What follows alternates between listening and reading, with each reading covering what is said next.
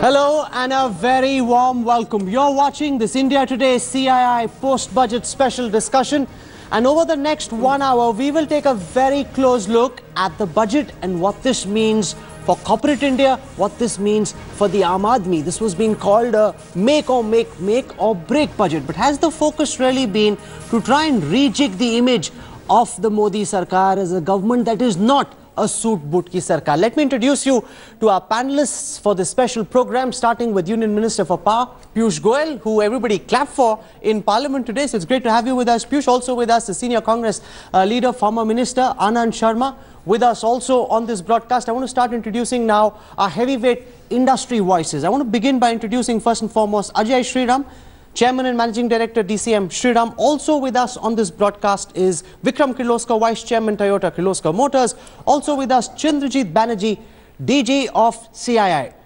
To my immediate left, the one and only Rahul Bajaj. So welcome to have you. He says the best thing about him is his first name, and I agree with that. Welcome, Rahul. Great to have you with us on this broadcast. Also with us, President CII Sumit Majumdar.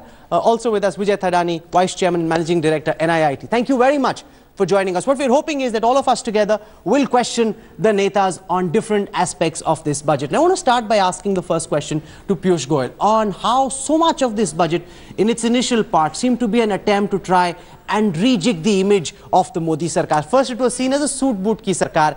Is a deliberate attempt now being made to discard that image and don a new image of being a pro-farmer, pro-Aam Aadmi Sarkar? Well, I think from the day we were sworn in on 26th of May 2014, we have steadfastly focused our attention on the last man standing at the bottom of the pyramid. Our ideologue Pandit Dindayal Upadhyay, who articulated Antyodaya, very clearly gave us the message that unless the most deprived sections of societies, the poor of India, rise, unless we take the benefits of growth and development to them, we will not be able to transform India. This budget is only a continuation of our efforts of the last 22 months and a reinforcement of that message, a greater thrust and commitment, particularly to rural India, in view of the distress they have had for 2 consecutive years of bad monsoon, but at the same time, laying a roadmap which very clearly talks of improving the lives of 125 crore Indians from every section of society, the common man, the middle class, and business and industry also. Because ultimately they will have to provide jobs, they will have to give growth to the economy. We don't fight shy of any section of society.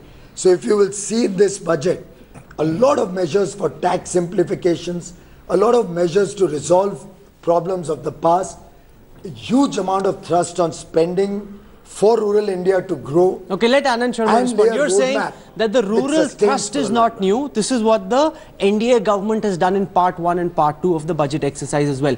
Do you agree, or do you think that because of electoral reverses, an extra effort is now being made to try and appear more pro-farmer than previous? Let me first of all make this observation that this budget has actually disappointed.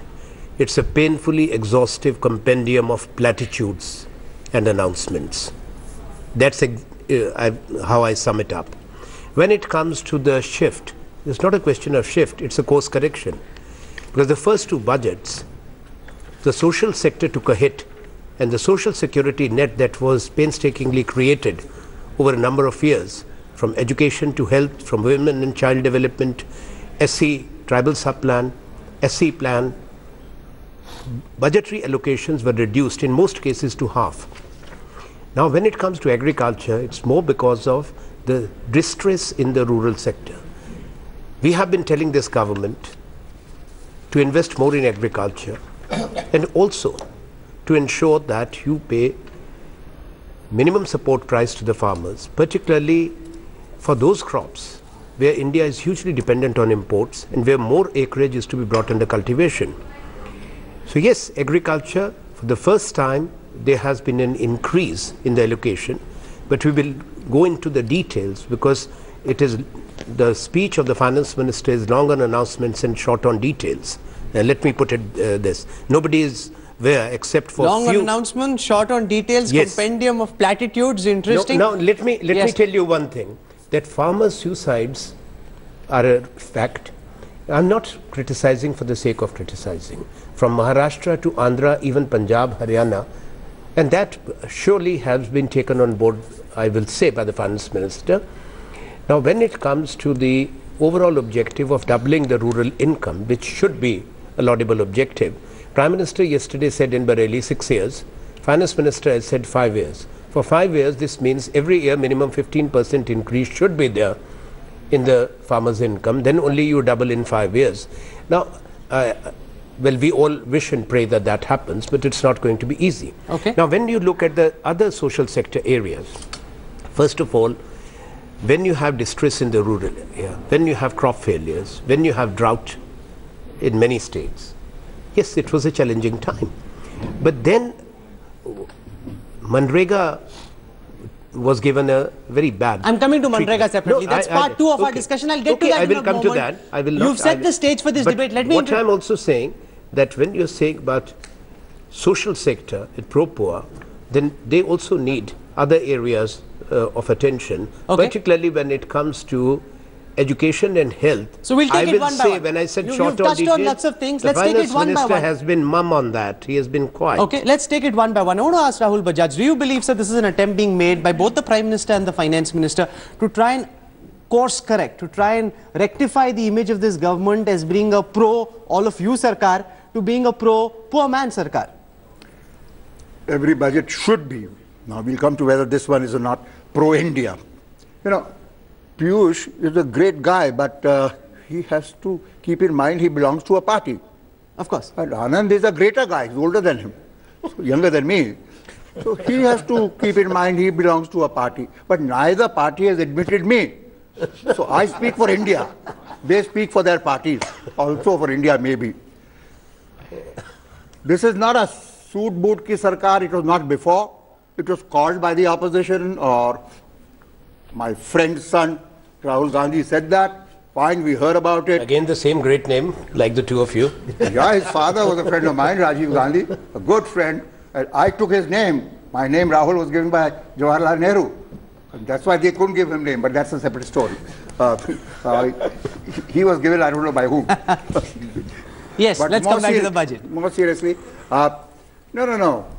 I do think that the emphasis, but I may be wrong because I'm not an expert on these matters, on rural areas, on agrarian areas, on farmers, was perhaps in the first two budgets, but July 2014 and then February was the first full budget, the second full budget, was a little less than probably what it should have been. Because Make in India, so Stand Up for India. There is an effort there. Of course there is an effort to try and course correct. I don't see anything straight for corporates, except I'm very happy with the budget because what do I need? I don't need money, I don't need tax benefit, I don't need nothing. I want demand for my products. I've got excess capacity, and when I say I mean most of us. And I'm not going to invest because Piyush says so or he says so till my excess capacity is utilized, and then there is further demand. Arun Jaitley said, you guys are private sector, you take risks. I said, we guys are private sector, we make profit, not like your public sector. हमारे पास बाप का पैसा नहीं है, हमारे तो बाप का भी है. But more seriously, shareholder का पैसा है. So all this money that will be spent, like previous government and last 2 years of this government, delivery and implementation, there is no reason for me to believe it will be excellent, and there is no reason for me to believe it will not be proper. Okay, Ajay Shriram. If that happens, demand gets created, and that's what we want. And then the rest are a lot of details. I don't know how much additional employment they will provide, because I have not studied the budget. Because the employment is very important.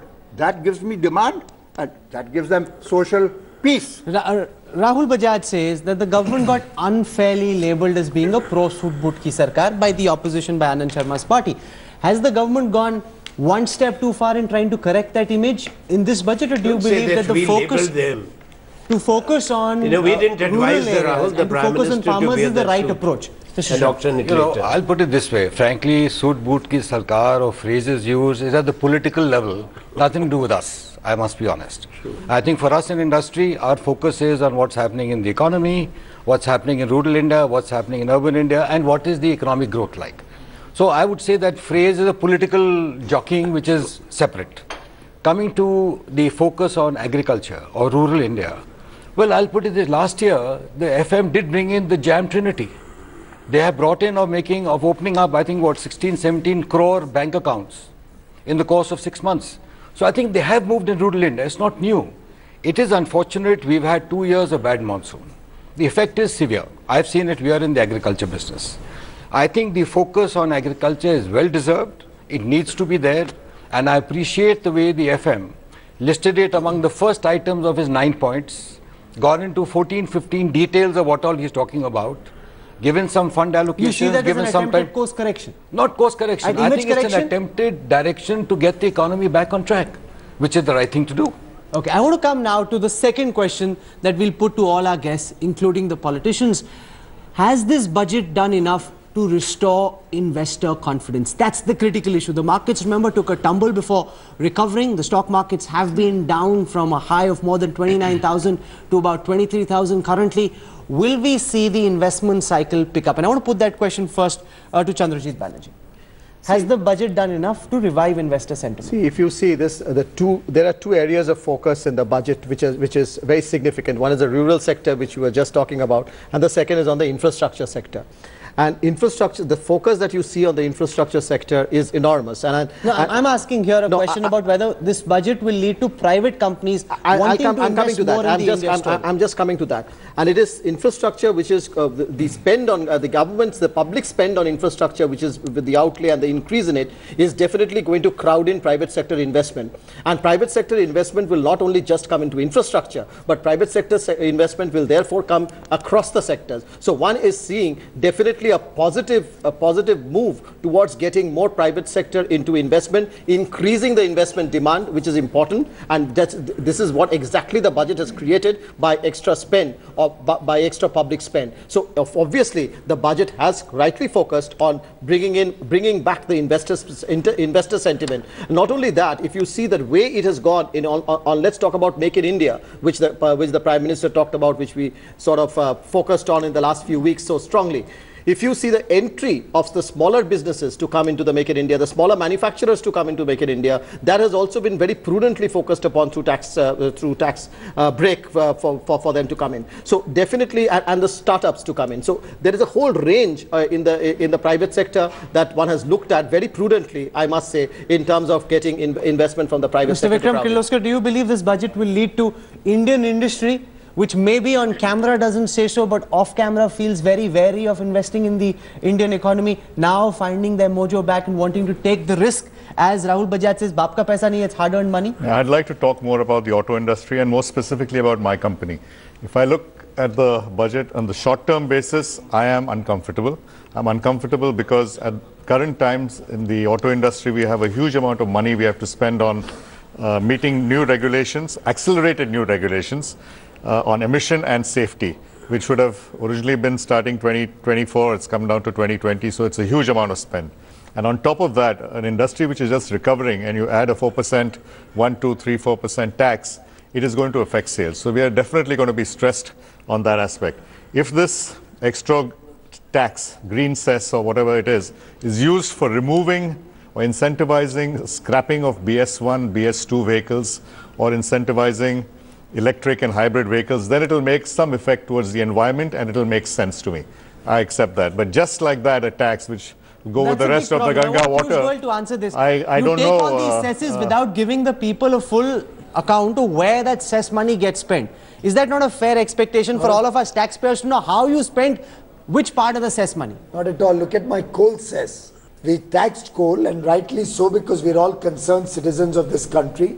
We want to leave behind a better planet than what we inherited. And look at the transformation that's happening in the renewable energy sector. This year alone, we have bid out contracts worth 18,000 megawatt in solar energy. And we brought the prices down from nearly 7 or 8 rupees when we came into government to 4.5 rupees. The last tender day before yesterday, through reverse bidding, came down to 4 rupees 30 paisa. Now, we are putting good use to that money to build up transmission lines, to get a land bank, to encourage renewable energy. And mind you, the beauty of renewable energy is that it lasts you on a fixed price for 25 years. It helps create energy security for all our businesses and industry. Every bit of these cesses that we are collecting is being used. For example, the saving we got out of the Give It Up campaign is being used to provide LPG cylinders to the poor people in the rural areas so that they don't inhale all those fumes and get into health hazards. Okay. So every part of our saving in LED lights, we're saving thousands of crores. It's going towards helping the people reduce their bills. No, but that's the point that Mr. Bajaj is making now. What about knowing which part of the cess money is getting spent in what fashion? That's the question. I want... you did great, but what about this budget? Even in this budget, the coal cess is being increased because we are looking at expanding renewable energy in a bigger way. He has continued the concession on hybrids and electric vehicles. And I personally have a dream that India should be by 2030 a 100% electric vehicle country. And in fact, I've been talking to your son about it. And it's really doable. We have enough electricity. I'm rolling out the transmission lines. I'm bringing in time of day metering, which will reduce night tariffs. Chandrajit Banerjee has a question for you. Go ahead, Mr. Banerjee. No, I just wanted to ask you, Mr. Minister, what about coal prices and the power of coal that's going to come on the cost of power of coal base? Well, let me explain to you. The 200 rupee increase in coal cess translates to a burden of about 6 or 7,000 crore to the power sector as a whole in a year. And per unit of electricity, it's about 12 paisa. Whereas the savings that Uday alone will give to the power sector annually will be 1,80,000 crore rupees. So I don't think if I have a saving potential of 1,80,000 crore annually, I can sacrifice 6, 7, 8,000 crore rupees. Mr. Bajaj, do you believe that this budget will lead to investment cycle kicking once again? Do you see that happen? What I said earlier, Rahul, is whether I see it or whether I'm hoping for it, but all this money being spent... No, forget what the government is spending. I'm asking you as a corporate titan whether the willingness of Indian industry to invest in the Indian economy. My 70% of my capacity is being utilized to make motorcycles and three-wheelers. If it is fully utilized and there is still demand, I won't let my competitors take that demand. Obviously, I'm going to invest money. That's my job. But if till I have idle capacity, I'll not invest. I hesitate to spend money. And you don't see that budget changing this immediately? No, that's what I was saying. All this money that will be spent, somebody will get it. Something will go in fixed assets, obviously, but a lot of it is not necessarily going on fixed assets. And I think that's what Finance Minister said somewhere. So it will go by providing employment. I don't know how much. There's a question mark. How much employment will be provided? We need 10 million a year. I don't know how much. Mr. Sumit Mazumdar, do you believe that this budget will lead to Indian industry feeling more confident about the Indian economy, investing once again? Directionally, yes. But if you think they're going to line up to invest, no. Why not? Because of the excess capacity that has already been built into Indian industry. You know, when we had the boom, we all built in a lot of excess capacity. Now that is lying unutilized. So while this will give a boost to demand, so the excess capacity usage must happen before extra money is being put in. Okay, let Piyush Goyal respond. Two top industry titans saying there's already so much excess capacity. Till the time that gets exhausted, forget about the idea of us wanting to spend more money in building new capacities. Well, it's very logical, Rahul. If the world economy did not keep pace with our increasing capacities, or even India went through 3 or 4 years of distress from 2010 or 11 till 14, it's very obvious that the excess capacity problem conundrum is going to be there. But what do? Do we cry about it, or do we try and generate demand so that it starts getting used? And obviously all of these are smart businessmen.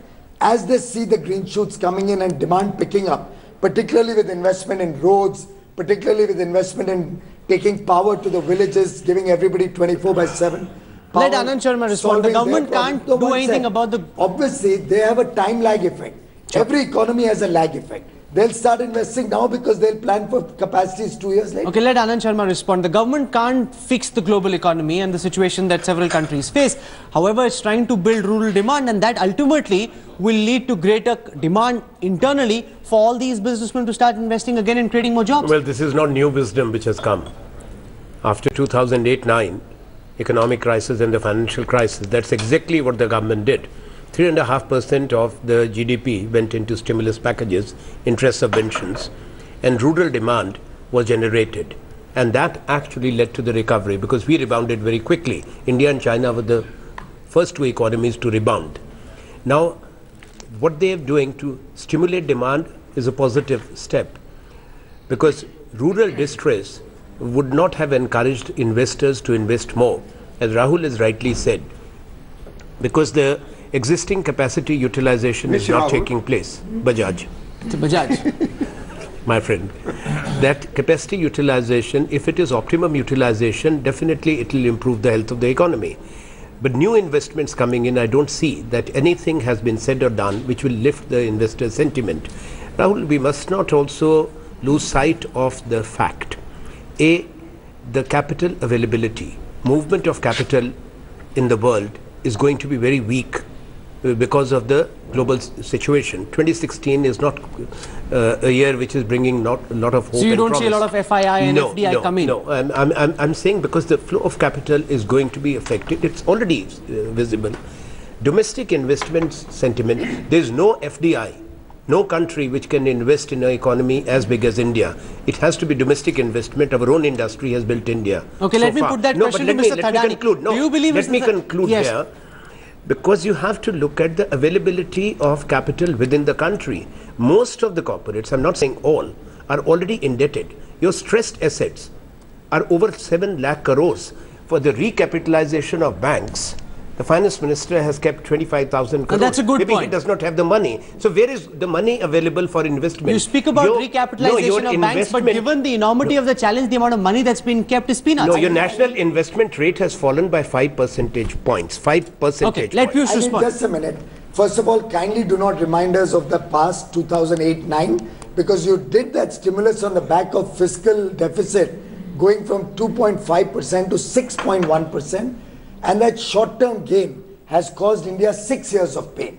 What finance minister has successfully done is not only maintain fiscal deficit and the macroeconomic targets to the T. On the contrary, he has improved the revenue deficit from a budgeted 2.8 to 2.5. The effective revenue deficit is down from 2 to 1.5. So he has done the macro consolidation along with micro spending or fiscal stimulus to get economy back on track. And as regards investments is concerned, he's brought in tax resolution. He's tried to resolve a legacy issue of the retrospective taxation, which has caused enough and more distress to international investors. How could that reminder go 2 weeks ago? Why isn't that fellow sacked? That's right. There's a lot of improvement on the admin side. There's another very important aspect which I'd like to point your kind attention to. There's still a lot of possible growth in revenue features which is not factored in. First of all, it's the first time you have no carry forward of tax refunds. Usually you always had lakhs of crores. There's no carry forward of subsidies.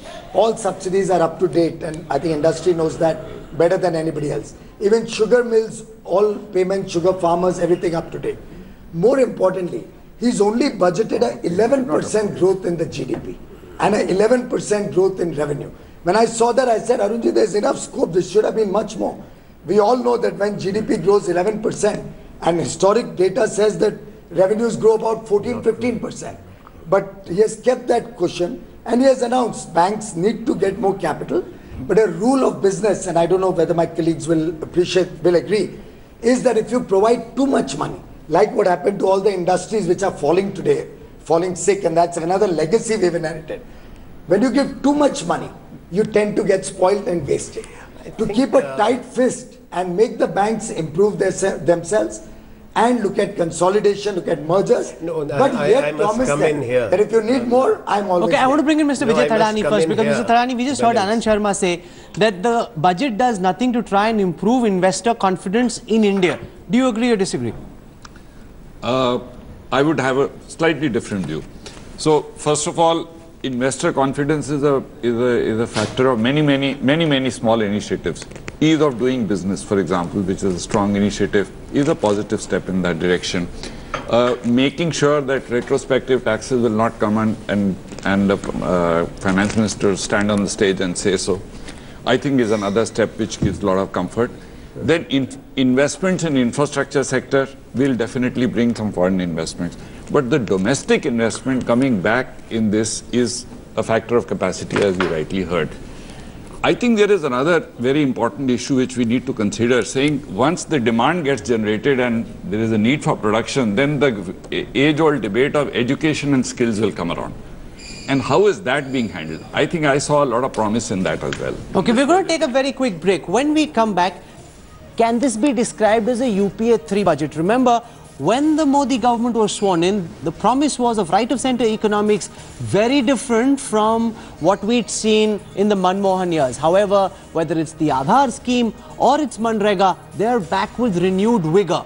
So we'll put these questions to our panelists when we come back on the other side of a very quick break. You're watching India Today.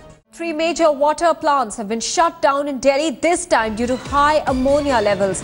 Major crisis in central and north Delhi. Aam Aadmi Party Minister Kapil Mishra is saying that the